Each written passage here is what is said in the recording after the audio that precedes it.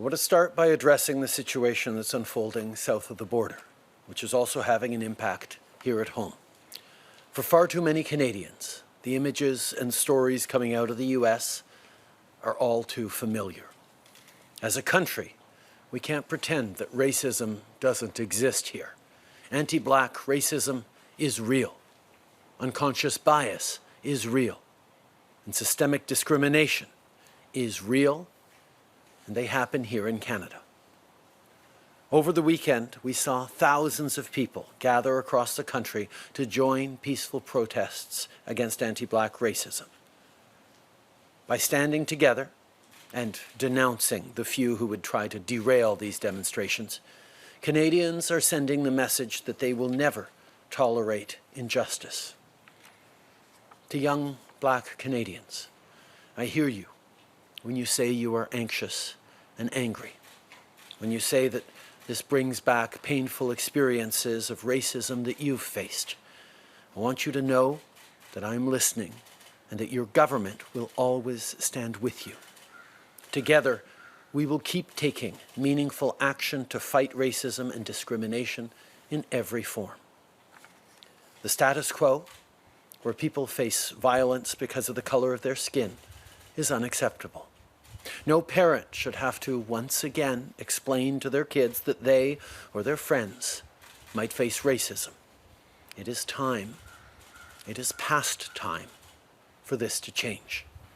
As leaders and allies, we must do the hard work needed to listen and learn. We must ensure that everyone is safe and respected.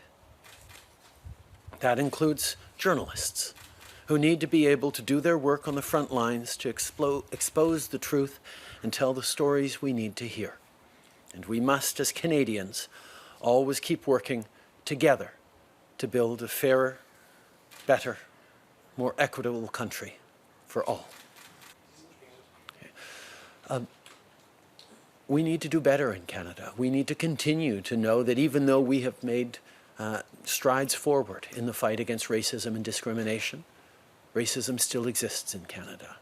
Anti-Black racism, systemic discrimination, unconscious bias are lived realities every day for millions of Canadians.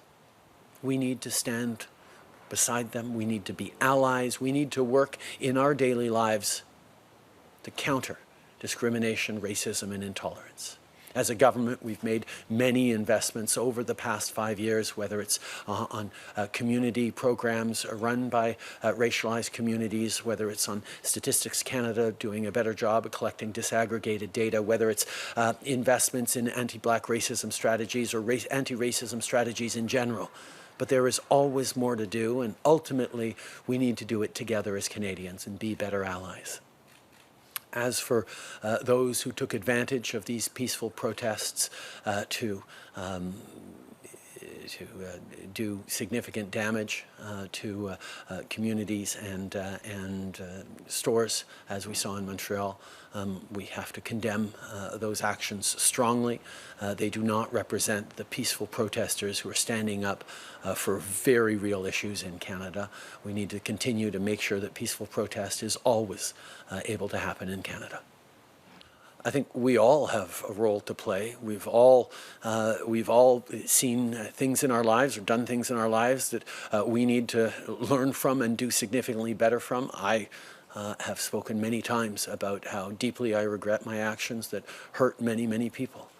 But at the same time, we need to focus on doing better every single day, regardless of what we did or hadn't done in our past. We need to work together through this. We need to keep standing up for each other.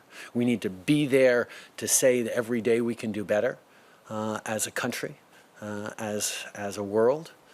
And I will be part of that. I will continue to be an ally to minority communities, to racialized communities across this country and around the world.